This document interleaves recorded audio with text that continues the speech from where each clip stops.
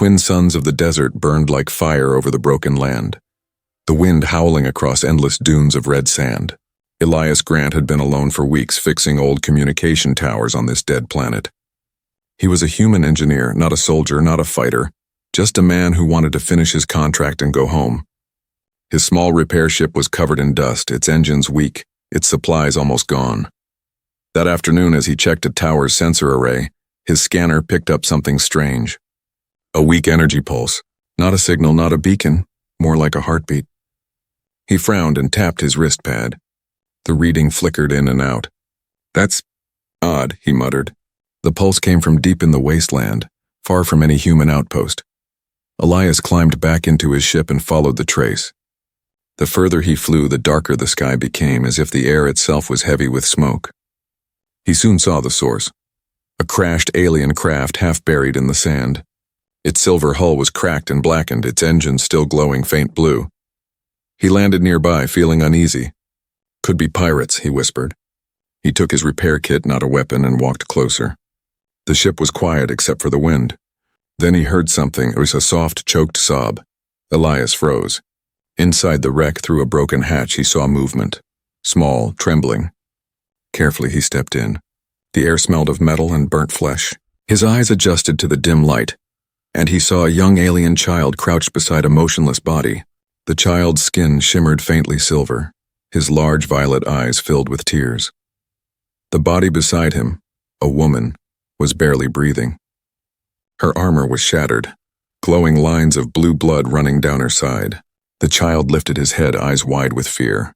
He clutched a broken spear and aimed it at Elias. His small hands shook, but his gaze didn't. "Stay back," the boy shouted, his voice shaking but strong. Elias raised both hands. "Easy," he said softly. "I'm not here to hurt you." The boy didn't move. His lip trembled, his breath shallow. Then in a voice barely above a whisper, he asked, "Will your tools be kinder than their swords?" Elias didn't understand at first, but when he looked at the woman, at the deep cuts across her chest, at the broken weapon beside her, the meaning hit him. Someone had attacked them. Someone had done this. He took a slow breath. "Yes," Elias said finally. "My tools don't hurt people. They fix things." The boy's eyes filled with tears again, but his hands didn't lower the spear. "They said humans kill us," he whispered. "They said you take what you want and burn the rest." Elias shook his head. "Not all humans," he said quietly. "Some of us. Just try to help." He moved closer, step by step, until he could see the woman's face. She was beautiful in a strange alien way, pale silver skin, faint blue veins glowing softly under her eyes. Her breathing was weak, ragged. Without help, she wouldn't last long. Elias knelt beside her. The boy flinched but didn't stop him. He opened his repair kit and began searching for anything he could use. A field patch, a biosealant, a bandage. His hands moved fast, his heart pounding. Outside, the wind grew stronger. In the distance, Elias thought he saw dust clouds. Too steady, too even. Not wind, vehicles. His stomach tightened. "Someone's coming," he whispered. The boy's ears twitched. "The hunters," he said. "They'll kill her." Elias looked at him. "Not if I can help it." He lifted the alien woman carefully, wrapping her in a thermal sheet. She groaned softly but didn't wake. The boy followed, still clutching the spear, still wary but now desperate. They stumbled out of the wreck and into the burning wind. Elias led them toward his ship, half dragging, half carrying the woman. The boy looked back again and again, scanning the horizon. Behind them, faint lights appeared in the distance, hovering craft, searching beams cutting through the dust. Elias' pulse raced. He helped the child climb aboard and sealed the hatch. The ship's engines whined in protest, struggling against the sand. The radar blinked, several signatures approaching fast. "Hold on," Elias said, gripping the controls. The ship lifted off just as the first shots ripped through the dunes. Laser blasts exploded near the wreck, sending up clouds of sand. The boy screamed, clutching his mother. Elias twisted the ship sharply, barely escaping the gunfire. As they rose higher, the boy stared out the window. His home, the wreck, was a burning dot in the distance. He whispered something in his language, a word Elias didn't understand but felt deep in his heart. When the engines finally steadied, Elias looked back at the boy. "She'll be okay," he said softly. "I'll do everything I can." The boy met his eyes, silent for a long time. Then he whispered, "You saved us, why?" Elias looked out at the endless red horizon. "Because someone should have," he said. And as the ship vanished into the storm, the boy's voice echoed in his mind. "Will your tools be kinder than their swords?" Elias didn't know the answer yet, but he intended to find out. The small ship rattled through the dusty sky, engines crying under the heat. Elias's hands gripped the controls tight as he tried to steady the craft. The radar blinked red again. More pursuers were closing in. He turned the ship sharply behind a ridge of black rock, cutting the power just before the scanners could lock on. For a moment everything was silent except for the sound of his own breathing. The alien boy sat beside his unconscious mother, his wide eyes never leaving Elias. The child's name, he learned later, was Kale. He was small, maybe 10 years old in human years, but his eyes carried a strange wisdom, the kind only those who have seen too much could hold. Elias crouched beside the mother. Her wounds were glowing faint blue beneath the armor. The light wasn't natural. It pulsed like it came from within her blood. He checked her breathing. It was slow, uneven. He looked around the ship, searching for medical supplies, but his first aid kit was built for humans, not for an alien species with energy veins instead of blood vessels. Kale's voice trembled. "Can you fix her?" Elias hesitated. "I'll try." He began working with what he had, heat sealant, plasma patches, and a tool used to weld metal. It wasn't meant for bodies, but it was all he could use. As he worked, Kale watched every movement, clutching the broken spear he still refused to let go of. When Elias reached for the wound, Kale flinched. "Don't hurt her," the boy warned. Elias met his gaze. "I won't," he said softly. "I fix things, remember? Not break them." The boy stared for a long time, then nodded slowly. Elias continued patching the wound, his hands steady though his heart raced. He whispered to himself as he worked, "Come on, stay with us, don't you dare die now." After what felt like hours, the woman's breathing eased.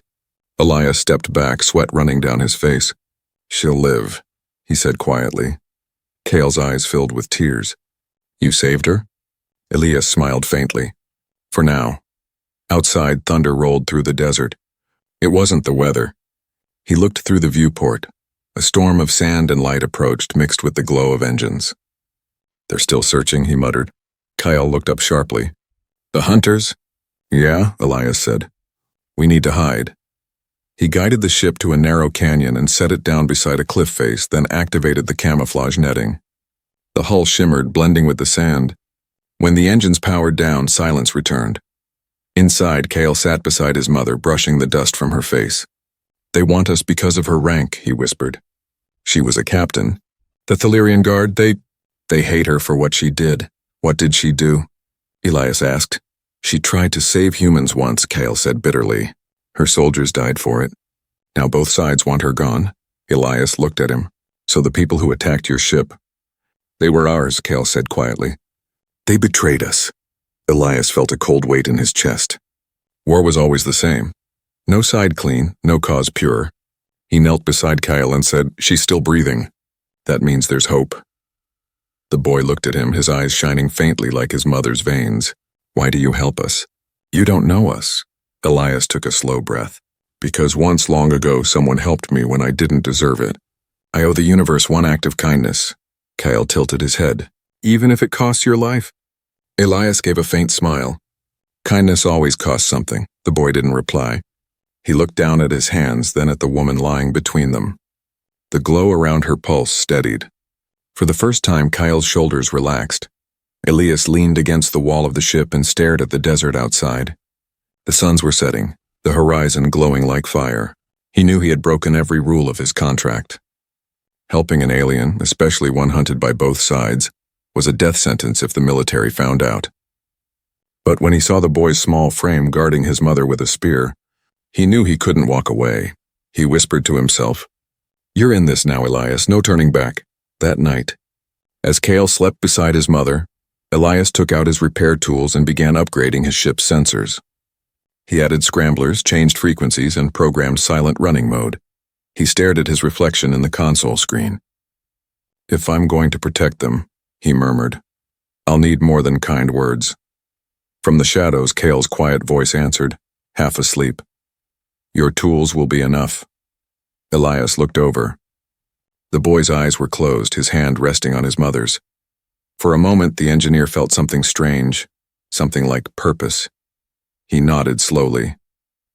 Then I'll make sure they are. Outside, the hunters' ships passed over the canyon, beams of light slicing the dust. But the human ship remained hidden, silent, unseen.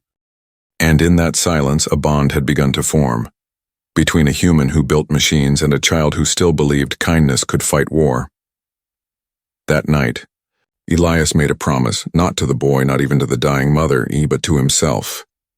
He would keep them alive, no matter what it took. The sun rose over the wasteland like a burning eye. Elias hadn't slept.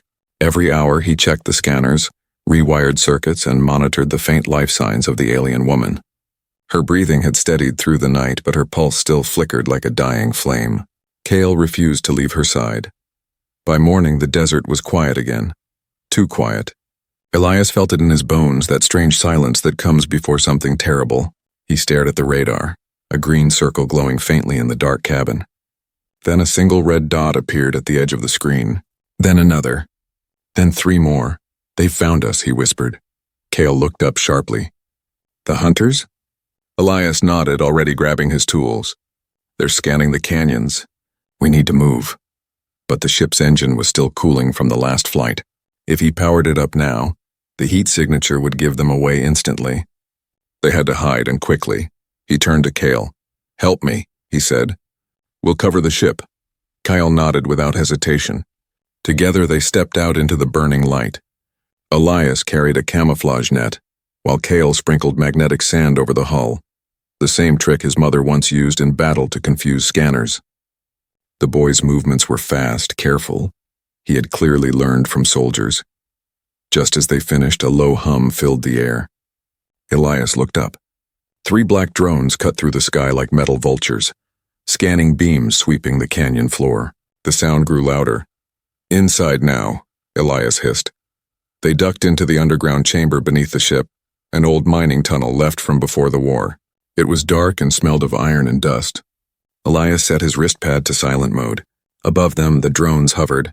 One beam paused directly over the ship. Kyle held his breath. His small hand gripped Elias's arm. For a long moment, no one moved. Then from outside came the muffled sound of a mechanical voice. "Energy trace detected. Possible survivors," Elias's heart pounded. He could see faint light flickering through the cracks of the tunnel ceiling. Shadows of soldiers moved past, their armor heavy, faces hidden behind black visors. They carried plasma rifles that glowed like coiled lightning. One soldier stopped near the hatch. "Scan again," he said. "I'm reading movement." Elias grabbed a small metal device from his belt.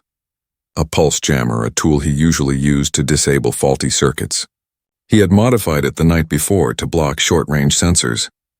"If this works," he whispered, "they'll think we're ghosts." He pressed the button. A soft blue wave rippled through the tunnel. For a few seconds, the scanner lights above flickered and went dark. The soldiers cursed, tapping their helmets. "Signal interference." "Spread out," one ordered. Elias exhaled slowly. The jammer wouldn't last long. He looked at Kyle. "We can't stay here," he said. "We have to move deeper into the tunnels."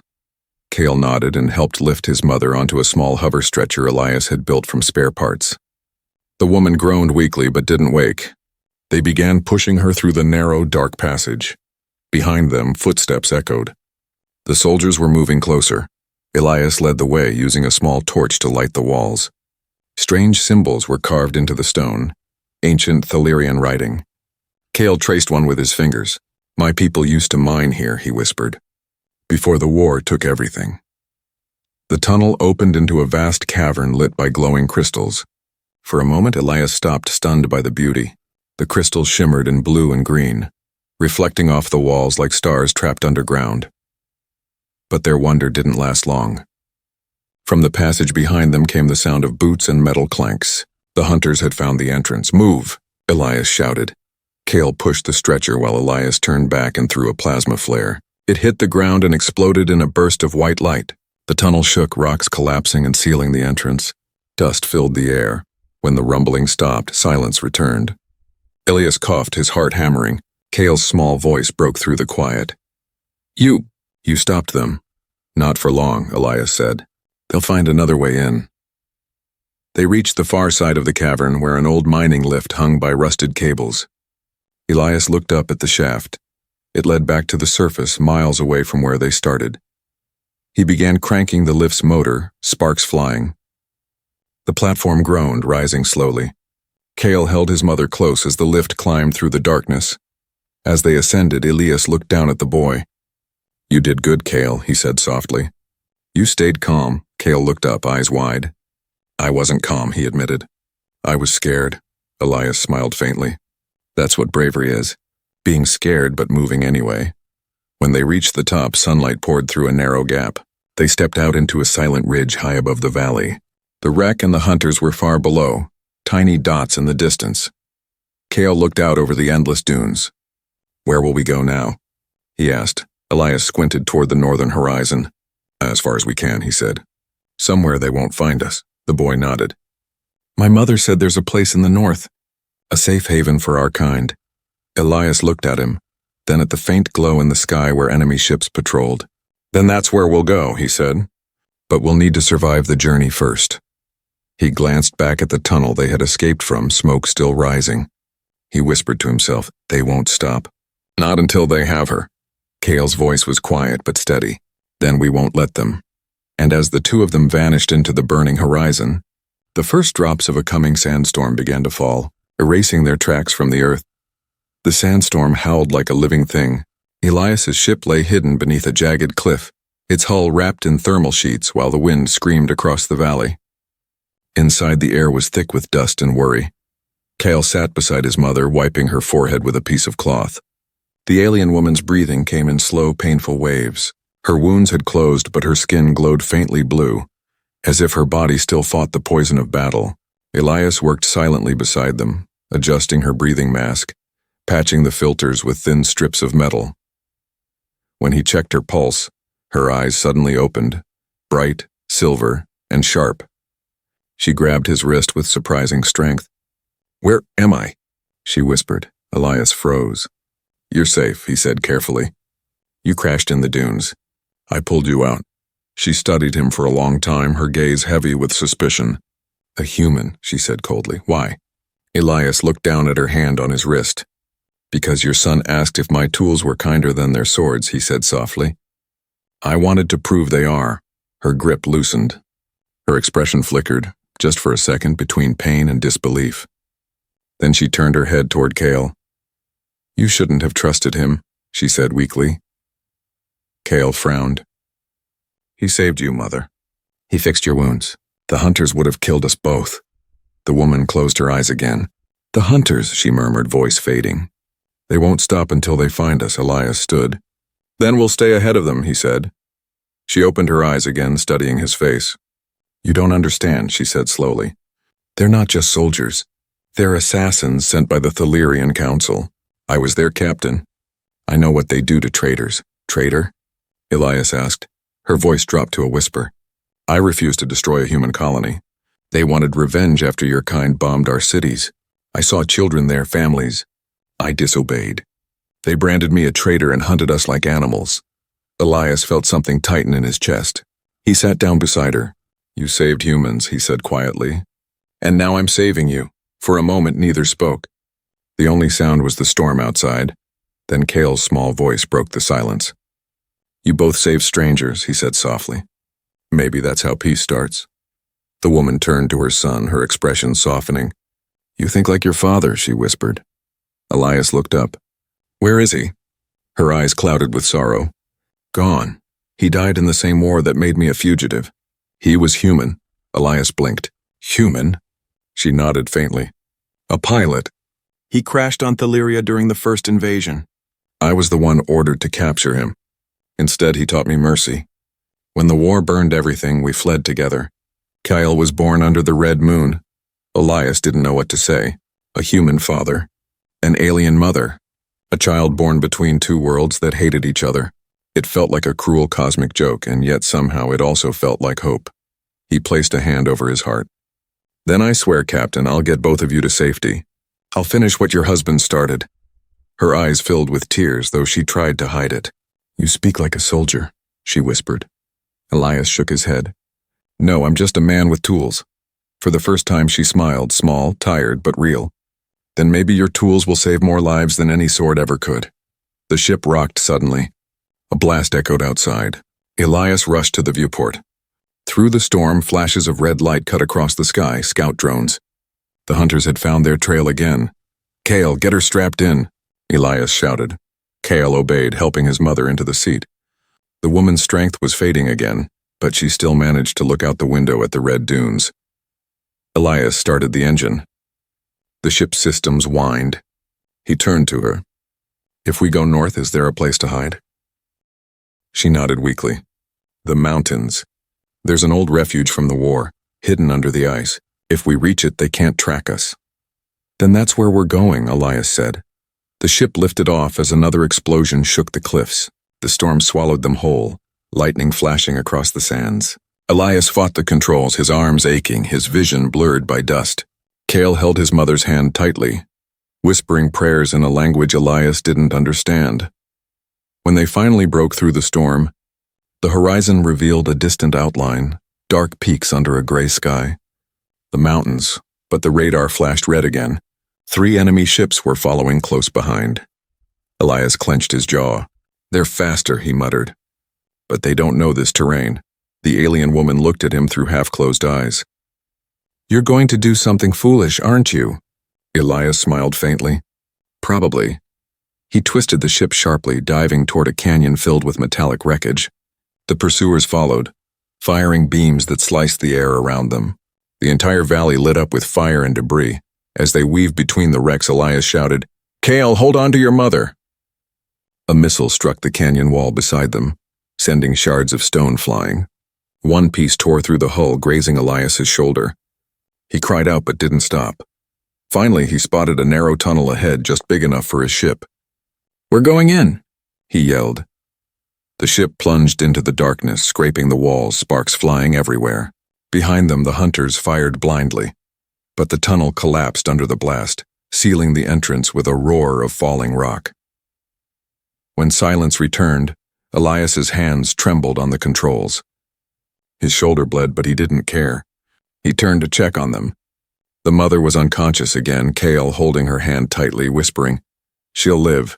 She has to." Elias took a deep breath, leaning back in his chair. "Then we keep going," he said softly. "Until she does." The engines hummed quietly as the ship drifted through the dark, deeper toward the mountains, and into the next chapter of their escape. The tunnel trembled with every engine pulse as Elias guided the ship through the narrow rock veins. The walls glowed faint blue from the crystals buried deep inside the mountain. Sparks burst from damaged panels and smoke curled above the control deck. The air smelled like burnt wires and ozone. Kale clung to his mother, whispering softly in her ear. The alien woman stirred but didn't wake. Her breathing mask flickered, its power fading fast. Elias noticed the blinking red light. "The mask's dying," he muttered. "If I don't recharge it soon, she won't last." He looked at his fuel gauge, almost empty. Between the drones, the sandstorm, and the canyon chase, the ship had given everything it had. He'd traded speed for survival, and now both were running out. The tunnel opened suddenly into a wide underground valley filled with the wreckage of old war machines. Giant metal arms, shattered drones, and rusted Thalirian tanks littered the cavern like ghosts from another age. Above them, thin beams of sunlight filtered through cracks in the stone, painting the metal bones gold. Kyle stared in silence. "This is where they fought," he whispered. "Where my father fell." Elias looked at the wrecks.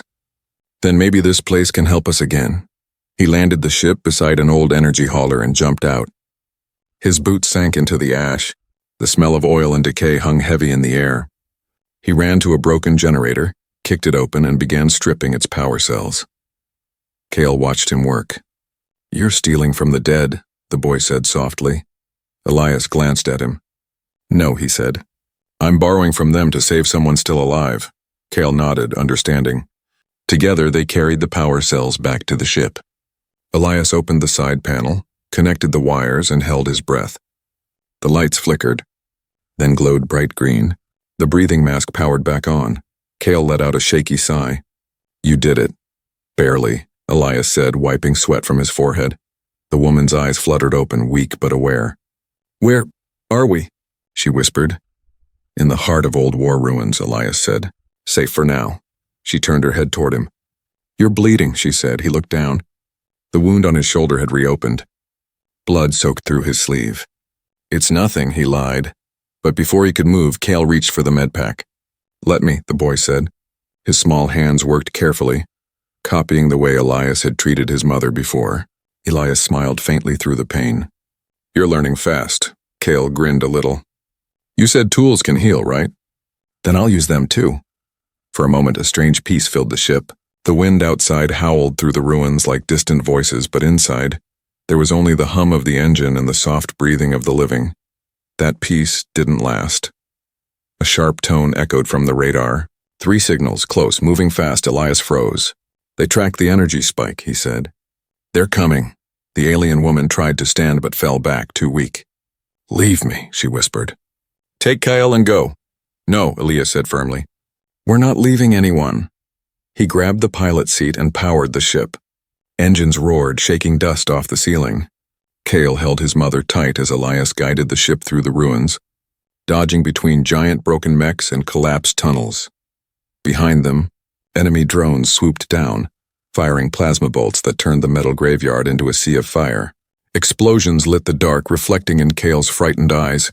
Hang on, Elias shouted. He dived the ship under a collapsed bridge just as a missile streaked overhead, shattering into burning fragments. The whole cavern trembled, raining sparks. One piece hit the hull, leaving a smoking hole near the rear. Cale screamed. We're hit! Elias gritted his teeth. Still flying. He twisted the ship upward, bursting through a narrow shaft toward the open air. Fire trailed behind them. The world outside was chaos and smoke, ash, and burning sky. The hunters were everywhere. Too many, Elias said. We can't outrun them. The alien woman, still half-conscious, reached out and pressed a hand on his arm. There's a ridge north, she whispered. If you can reach it, there's a hidden passage. It leads to the refuge, Elias nodded. Then that's where we're going. He pushed the throttle until the ship screamed. Wind roared, the engines shaking apart. Kyle closed his eyes and whispered prayers again. Behind them, missiles exploded, painting the sky in fire. As they neared the ridge, Elias spotted a cluster of jagged rocks shaped like claws. He pulled a lever, releasing the ship's last smoke charges. A thick cloud burst behind them, blinding the enemy scanners. Through the haze, he saw the narrow crevice, just wide enough for one desperate pilot. He aimed for it. The ship slammed through, scraping both sides, sparks raining like stars. The drones tried to follow, but the passage was too tight. One crashed against the rock, then another. The third turned back. When the noise finally died, Elias collapsed in the pilot seat, his breathing ragged. The ship's lights flickered, systems failing one by one. Kyle looked out the window. They're gone, he whispered. You did it, Elias smiled weakly. We did it. The alien mother opened her eyes again. Her voice was soft but strong now. You saved us again, human. Why keep risking your life? Elias looked at her. Because every time I fix something broken, the universe feels a little less cruel. She studied him for a long moment, then nodded. You speak like one of us, she said. Elias chuckled quietly. Maybe I'm learning. Outside, the fires faded, replaced by the cold light of dawn. They had survived barely, and far to the north the mountains rose higher, hiding the last safe place left on the planet. Elias stared at them through cracked glass and whispered, We're almost there. And for the first time, Cale smiled, not with fear, but with hope. The journey through the mountains felt endless. The peaks rose like jagged teeth against a storm-gray sky, snow swirling in violent gusts that rattled the damaged ship. Elias's hands were stiff from cold and blood loss, but he didn't stop. He had followed the alien mother's directions for hours, guided only by her faint voice and Cale's hope. At last, the scanner picked up a weak power signal hidden beneath the ice. A faint pulse and an old shielded but still alive. Elias smiled tiredly. That's it. We found your refuge. Cale leaned forward, eyes wide. It's real? Elias nodded. Let's hope it still welcomes guests. The ship descended into a frozen canyon. At first it looked empty, just walls of ice and mist. Then as they neared the ground, the ice shimmered. A massive metal door appeared from beneath the frost, marked with ancient Thalirian symbols. The alien mother, half-conscious, whispered, Enter the code. 3 stars, 2 crescents. Elias followed her instructions, tapping them on the control pad. The symbols glowed. With a deep groan, the door split open, sliding into the mountain. Warm air and golden light poured out like a sigh of life. Inside lay a vast underground base, forgotten yet still humming with quiet energy. Faint lights lined the tunnels, and the air smelled of old circuits and dust. Elias landed the ship inside and shut down the engines. The silence that followed was almost holy. Cale looked around in awe.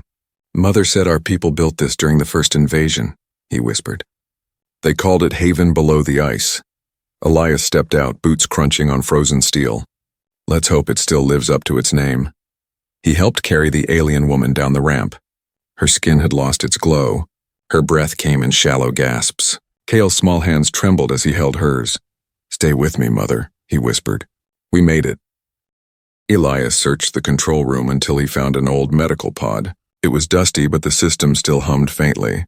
He brushed away frost and activated it. The lights blinked green. "It's working," he said. Together they laid her inside. As the lid closed, soft mist filled the chamber. The woman's breathing steadied, her pulse glowing gently through the glass. Kyle pressed his hand against the pod. "Will she live?" Elias smiled softly. "If this machine still knows how to heal, then yes, she'll live." Cale's shoulders shook with silent relief. He didn't cry. He just stood there staring at her face. Elias looked away, giving him that moment. He walked deeper into the base, exploring. The corridors were lined with rusted machines and murals painted long ago. Scenes of Thalirians and humans working together before the wars. One showed a human engineer handing tools to a silver-skinned warrior. Beneath it was written in the alien script, "Creation is the truest weapon." Elias smiled faintly. "Your people were builders once," he murmured. When he returned, Cale was sitting beside the pod, staring into the soft light. "She used to tell me stories," the boy said quietly, "about the world before the war. She said humans and Thalirians built cities together. She said peace was real once." Elias sat beside him. "Maybe it can be again." Cale looked up. "You really believe that?" Elias nodded slowly. "If a human engineer and an alien child can save each other, then maybe there's still a chance for everyone else." Cale smiled faintly, a fragile, hopeful smile. Then the base lights flickered. Elias stood quickly. "Power drop?" He checked the monitor. Something was draining the energy grid. The radar pulsed red again. A chill ran down his spine. He turned to Kyle. "They found us." Kyle's eyes widened. "The hunters?" Elias nodded grimly. "They're scanning the mountains. Probably followed our trail before the storm buried it." He ran to the weapon storage chamber. It was mostly empty, just old defense drones and frozen rifles. "We don't have much," he muttered. "But we'll make do." Cale followed him. "I can help." Elias smiled despite the fear. "I know you can." Together they began working. Elias reprogrammed his repair drones, turning them into sentries. Kyle carried power cores and set up shields along the entrance tunnels. Their movements were fast, focused, desperate. When the mother's pod beeped softly, Elias turned. The woman's eyes fluttered open. She was pale, weak, but awake. "You're still here," she whispered. Elias walked to her. "We made it to your refuge," he said. "You're safe. For now." She looked around slowly. "You repaired our defenses?" "Trying to," Elias said. "But we're outnumbered." The woman smiled faintly. "You sound like a soldier again." Elias shook his head. "Just a builder who refuses to run." Her silver eyes softened. "Then you'll need more than machines. You'll need heart." She reached up, pressing her palm against the pod glass. "Protect him," she whispered. "Protect Cale." Elias nodded. "With everything I've got." Outside, the ground trembled. A deep rumbling sound echoed through the mountains. Engines descending, cannons warming. Cale grabbed Elias's hand. "They're here." Elias looked at him, then at the blinking red lights on the radar. "Then let's make sure they regret coming," he said quietly. He turned on his comlink, eyes cold with resolve. "Time to see if my tools can really fight their swords." As the outer gates rumbled and the storm howled through the ice, Elias and Kyle stood together, one human, one alien child, ready to defend what little light remained in a dark, broken world. The air inside the mountain trembled as alarms began to scream. Red lights flashed across the walls, painting the ice in streaks of blood. Elias and Cale stood near the command deck. The radar filled with red dots, a full squadron descending fast. "They've found us," Elias said quietly. His voice was calm, but his hands shook slightly. Cale swallowed hard. "There are too many." "I know," Elias replied. "But we've got something they don't." The boy blinked. "What?" Elias gave a small, tired smile. "A reason to fight." He turned to the control panels and began reprogramming the old Thalirian defense grid. The machines groaned to life, their long-forgotten lights flickering awake. Drones, once tools of construction, rose from the hangars. Now armed with salvaged blasters and blades, Elias had attached himself. Kyle watched in awe. "You turned your repair drones into soldiers." Elias shook his head. "Not soldiers, guardians." The alien woman's voice echoed softly behind them. She was weak but awake. Her pod had opened, releasing thin mist. She leaned against the glass, eyes glowing faintly. "You shouldn't be standing, Captain," Elias said. "I led armies once," she whispered, her voice low but fierce. "I will not die lying down." Elias helped her stand. "Then we'll finish this together." Outside, the mountain shook as the enemy ships landed. The hunters poured into the snow, black armor glinting under the frozen sky, their red visors glowing like demon eyes. Inside the base, Elias and Cale stood by the heavy gates, waiting. The drones hovered above them, buzzing softly. Cale clutched a small tool he had built with Elias, a handheld energy detonator. His fingers trembled, but his eyes were steady. "You said fear means we're still alive," he whispered. Elias nodded. "And courage means we keep going anyway." The first explosion hit. The outer wall cracked. Flames licked the steel. Through the smoke, shadows moved closer, armored figures marching through the fire. Elias pressed a button. The defense drones shot forward, releasing bursts of plasma light that filled the cavern. The hunters fired back, their shots slicing through the air. The sound was deafening. Cale ducked behind a console, covering his ears. Elias fired from the side, using a heavy plasma cutter like a cannon. "Keep your head down," he yelled. The alien mother limped forward, gripping a fallen weapon. With her remaining strength, she raised the rifle and fired, each shot glowing blue, sharp and clean. Her movements were slow but precise. Every time she pulled the trigger, another hunter fell. Elias turned to her. "You shouldn't," she cut him off. "Fight, human. Don't let my son see another death without meaning." The gates finally collapsed, metal screaming. The hunters surged forward, dozens of them. The battle became chaos. Drones crashed, sparks rained, plasma fire lit the sky like a storm of lightning. Elias was hit, thrown against the wall. Pain ripped through his arm, but he got back up, bleeding, shaking. He grabbed a fallen rifle and fired until it overheated. Cale screamed, "Elias! I'm fine!" He shouted back, "Get behind me!" The mother fell to one knee, clutching her side. Blood, bright blue, spilled across the floor. She looked up at her son, her voice barely a whisper. "Kelly, promise me you'll live." "No." He cried, "You will too." But she smiled softly. "We die so others can live free. That is the warrior's peace." She raised her rifle again and fired one final blast, hitting the enemy's power core. The explosion lit the cavern in a wave of fire. Elias grabbed Cale and threw him to the ground, covering him with his body as the heat roared past. When the light faded, silence fell. The enemy was gone. Only snow and smoke drifted through the broken gates. Elias slowly stood, his face covered in ash. Kyle knelt beside his mother. She lay still, her hand resting over his. He whispered, "She saved us." Elias nodded. "She saved more than that. She saved the meaning of what we're fighting for." Kyle looked up at him, tears mixing with the dust. "She said humans destroy everything, but you didn't." Elias smiled weakly. "Maybe I'm just stubborn." Kyle took a deep breath, standing tall beside him. "What will we do now?" Elias looked toward the mountains where dawn was breaking. "We rebuild," he said. "With your people and mine. With tools, not swords." The boy nodded slowly, his mother's necklace glowing faintly in his hand. Together they walked toward the mouth of the cave. The sunrise spread across the frozen peaks, golden and endless. Behind them, the wrecked base still hummed faintly, alive, breathing, waiting for a new beginning. And as they stepped into the light, Cale whispered, almost to himself, "Your tools were kinder than their swords." Elias smiled, his voice rough but steady. "Then let's make sure the world remembers that." The wind rose, carrying the last echoes of the battle away into the mountains, and with it, the promise of something better.